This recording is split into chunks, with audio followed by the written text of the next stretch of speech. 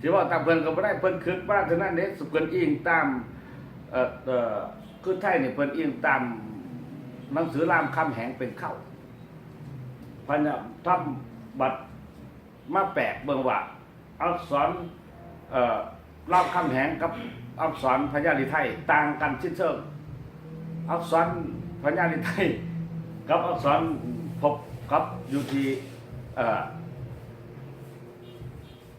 บันวิสุทธ์กับอักษรผมอยู่ที่อันพระธาตุห้างสกลนครคือกันมีความคล้ายกันแมนยูอันติโตหนังสืออันสลักสกันหันจิถือว่ามันบ่แมนมันบ่ได้ดอกคนเดี๋ยวนี้เนี่ยไปลองเขียนสกันเบิ่งมันสิคือกันน่ะลูกพ่อแม่เดียวเฮียนแล้วคู่เดียวกันโตหนังสือคือกันแต่มันอ่านนำกันได้มันอ่านได้สำคัญมันอ่านได้มันเป็นตระกูลมันเป็นพวกเดียวกันนะเนี่ยอักษรเกิดอยู่ลาวอักษรลาวแม่นกลุ่มชนชาติลาวเป็นผู้สร้างนี่เฮาพบอักษรสองอย่างนี่ถึงถ้าความละเอียดมันจะบ่ได้ว่าจ๋าแจ้งเป็นประวัติศาสตร์ละเอียดคือกับหนังสือของคุณรามคำแหงรัชราชจารึกรามคำแหงหรอกก็ตามเพราะว่าการจารึกนี่เขาบอกว่าละเอียดจนว่าพี่ลึกพี่ลื่นเขาจะว่าจำเพาะเขาว่าจารึกเขาสั่งยังเขาจารึกกันนั่นเขาสั่งยังจารึกกันนั่นบอกมันสิไปว่าแต่ว่ายุคนั่นมาฮอดพี่ยุคนี่ยุคออกจากยุคนี้ออกไปยุคนั้นมันเกินไปมันผิดการจารึกซื้อการที่ไปจารึกในสมัยนั้นมันยากมันหายากเทคโนโลยีมันบ่เก่งมันต้องจารึกคำสำคัญและเรื่องเล่าเฉพาะมันการจารึกกันนะในศิลาจารึกดีบดีเฮ็ดสัญลักษณ์ไว้ซื่อๆกับหากตีความหมายเอาก็ได้อันนี้มันแปลกแต่ว่าศิลาจารึกอันน่ะรามคำแหงนี่เป็นประวัติศาสตร์เลยล่ะการศึกษาการที่ทั้งอยู่หันเทียบห้อยมีหัดอันนั้นสายแดนสายสังบอกเขตแดนเขตนังเทียบห้อยปลูกข้าวปลูกบักแตงปลูกม่วงปลูกผู้การค้าการขายครบว่าแต่ขุนอินทรทิตสุขุนบางกลางเท้าขึ้นมามันเป็นลึกถึกอีสังนั่นพี่นี่แต่ว่าเฮาพบบันทึกหลักฐานของการจารึกที่9นั่นก็หากมีอยู่แต่ว่าเขาว่าวัดนั่นนี่เคยสร้างมาแต่สมัยนั้นทีนี้เฮามาเพิ่มดินแม่อีกเช่นการจารึกของในสมัยพระวรวงศาธรรมิกราชเพิ่นประทานดินบัดเพียงคำเพิ่นเว้าก็เว้าเท่านั้นนะก็เว้าแต่เพียงว่าบัดตัวนี้เคยบ้านแต่พุทธพอเจ้าไส้สถานก็เคยมาประทานมาสร้างแต่มาสมัยเพิ่นบ่ได้สร้างก็เว้าเท่านั้นเท่านั้นเองแต่อย่างใดก็ตามหนังสือที่ปรากฏอยู่ทั้งสองหลักนี่เป็นของลาวแท้ๆเลยเป็นต้นแบบของอักษรลาวปัจจุบันหรือเป็นต้นแบบของอักษรที่ลาวเดิมนั่นน่ะลาวโบราณนั่นแหละลาวเดิมลาวโบราณเนาะหนังสือลาวโบราณถึงว่าไทยว่าเอิ้นว่าหนังสือไทยน้อยหนังสือไทยน้อยบัดอักษรธรรมนี่เป็นอักษรลาวเดิมที่ว่าอักษรธรรมมันเกิดขึ้นใหม่หลังจากเฮามาตั้งราชบัณฑิตไทยก็ตั้งราชบัณฑิตเขมรตั้งราชบัณฑิตลาวก็ตั้งราชบัณฑิตจันทบุรีพวกกำลังศาสตร์นิยมเกิดขึ้นมาที่สร้างศาสตร์ไทยศาสตร์มันนี่แหละหลังจากเขาจิตตั้งสถาปัตยศาสตร์ใกล้ๆนี่พระเก่าเอกลักษณ์ของตนขึ้นมาเอาตัวใดเป็นแบบไผได้ตัวใดก็เอาตัวนั้นมาไทยก็ได้ตัวนั้นเขมรก็ได้ตัวนั้นแปลงออกสมเด็จจวนนาคนี่เป็นผู้แปลงอักษรขอมฉบับใหม่มาเป็นอักษรเขมรปัจจุบัน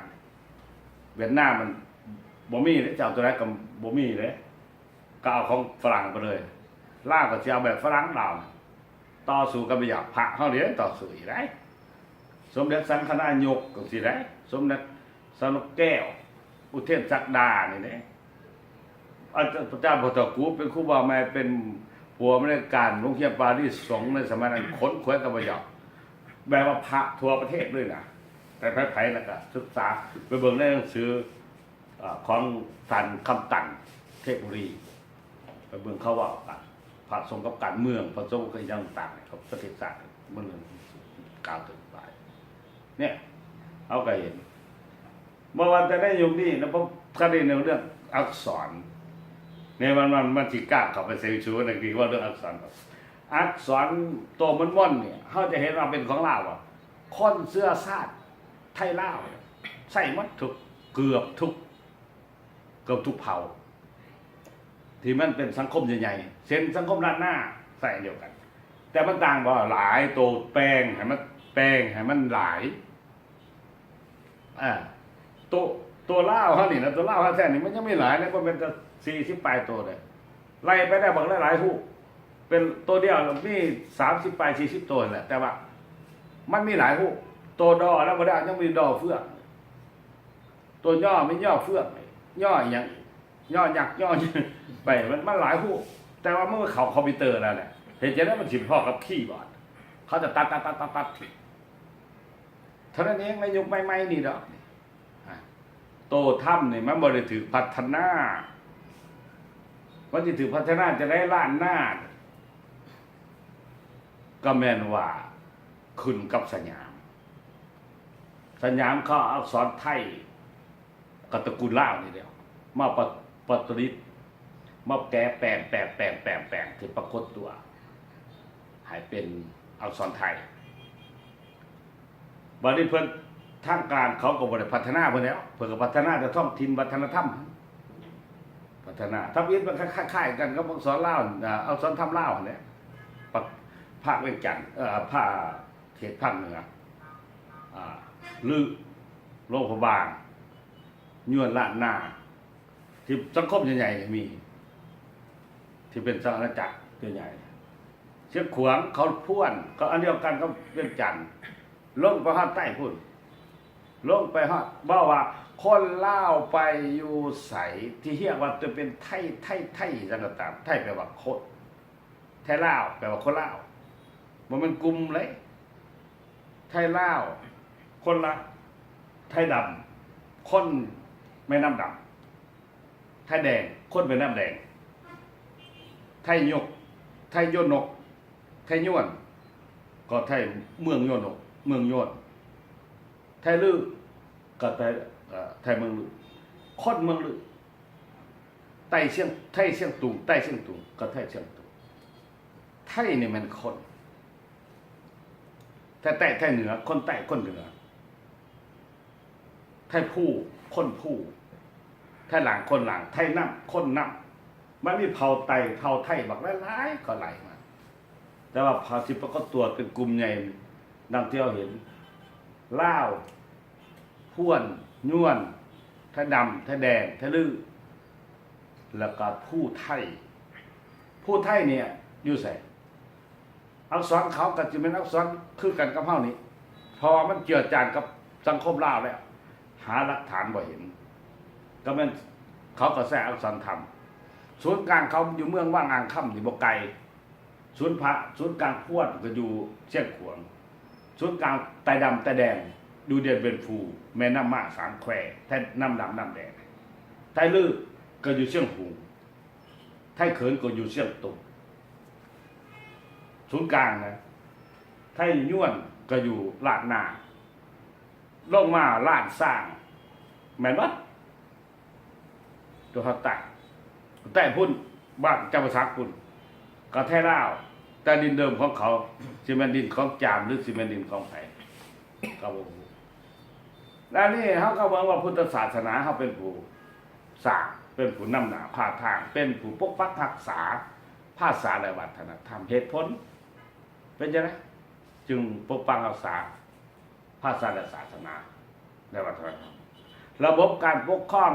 ในสมัยนั้นระบบสั่งการนั่นเป็นระบบที่มุขปฐานระบบสั่งการเลยพระลำหลักการบันทึกมีหน่อยแ แต่ว่าการบันทึกทั้งพระพุทธศาสนามีหลาย เพราะพระไตรปิฎกได้แต่งคัมภีร์ฎีกาต่างๆจำเป็นทางศาสนาใช่หลายในสมัยการปกครองก็มีการใช้แต่ใช้น้อยมีแต่การสั่งพระราชดำรัสพระราชดำรัสหลายกว่าที่มีการบันทึกกับที่แม่นสมุหเลขาหรือพวกที่อันนี้น้อยเดียวแล้วคำสั่งระหว่างเมืองกับเมืองระหว่างกรมกองต่างๆของเขาพุทธศาสนาแท้หลายวรรณคดีจึงเกิดขึ้นในศาสนามันบ่แม่นแต่ยุคนี้นะยุคก่อนนั้นก็มีพุ่นนุกสิโคตปุระพระเจ้านันทเสนพระพุทธศาสนาเขามาอันนี้จนมาฮอดเรื่อยมาจนฮอดเมืองมรุขานครคำว่ามรุขานครเนี่ยแม่นดินลาวสิโคตปุระสิโคตบูรเมืองกระบองดินลาวทั้งสองฝากฝั่งศูนย์กลางที่เกิดขึ้นหลายที่สุดละแม่นอยู่ที่ท่าแขกมรุขานครกวมเอา2เมืองควบเอา2ฝั่งแม่น้ำคลองแต่ปัจจุบันมรุขานเขาไปตั้งอยู่ฝั่งนั้นอยู่ฝั่งเมืองเรนูได้ยังฝั่งในสมัยนี้นี่ไส้อาจารย์บุญจือสือพระเจ้าไส้เนี่ยสิทธิเดชพระพุทธศาสนานี่เกิดส่งเสริมพระส่งเสริมพระสงฆ์พระพุทธศาสนาหลายมีตั้งกรมหนึ่งเอิ้นว่านั่นทะอาหารพับหน้าที่เบิ่งแย่งสั่งสาวัดบ้าพระพุทธศาสนามาเรื่อยแล้วคำตำแหน่งนี้นั่นทาอาห้ามเนี่ยนั่นทาอารามบ้าฮอดสมัยล้านสร้างนี่เลยพัฒนามาเลยแสดงพระสงฆ์ในสมัยนั้นมีอำนาจในการปกปักรักษาชาติพัฒนาประเทศชาติและส่งเสริมการสร้างสาบ้านเมืองให้เจริญรุ่งเรืองเพราะมันจะเป็นพระธรรมดาเลยพระในติดท่านแท้ๆเลยเขาว่า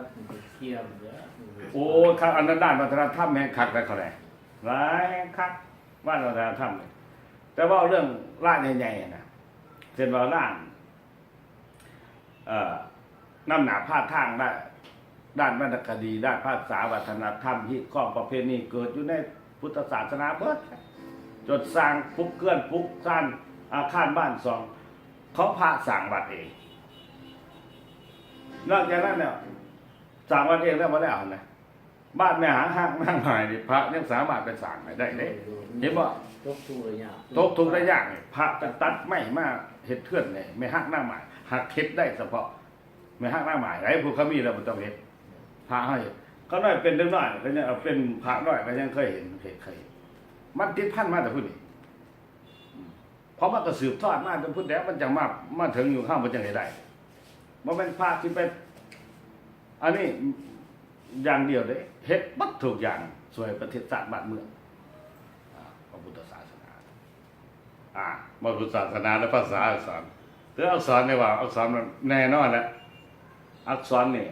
แม่นว่าพุทธศาสนาเป็นผู้นำหน้าพาทางเป็นผู้สร้างเป็นผู้ประดิษฐ์อย่าสุไปเว้าใดบ่มีหรอกในโลกว่าพระเจ้านั่นพระเจ้านี่สร้างอักษรท่านนั่นท่านนี่สร้างอักษรบ่อยว่ามันผิดเบิดเจ้าสั่งมาหมู่บ่เอามันเฮ็ดจังได๋แม่นบ่ล่ะคันว่ามันสังคมเป็นผู้รับฮ้อภาษาคือกันอักษรคือกันโอ้ผู้นั้นสั่งอักษรนั่นว่าถ้าก็แปลกอยู่แล้วคันว่าเราจะไปขัดกันกับไทยพระเจ้ารามคำแหงสั่งอักษรตะกี้อักษรไทยบ่มีเฉพาะแต่คุณพ่อคุณเป็นผู้สร้างไว้อันนี้มันก็แปลกอยู่สร้างไว้กับคนบ่อ่านนำให้จังได๋ฉะนั้นอักษรมันเป็นเรื่องของสังคมภาษามันเป็นเรื่องของสังคมบ่ยอมรับบ่มีทางก็สิเป็นไปได้นะอันนี้ว่าจังซั่นมันพัฒนาตามยุคของมันพัฒนาจังได๋มันก็เป็นจังซั่นมันจะก่อเกิดเป็นอักษรไผอักษรมัน คอยถือตัวนี้